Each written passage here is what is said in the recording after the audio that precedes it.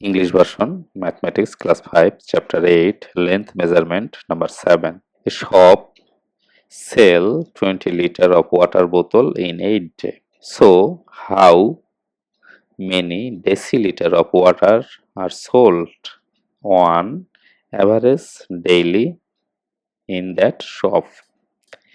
We know 1 liter equal to 10 deciliter. Okay. Then we need to convert all of the unit that the math want. This math want to deciliter in unit deciliter. Then we need to convert all of them in deciliter. Okay. Then total 20 liter of water bottle in 8 days.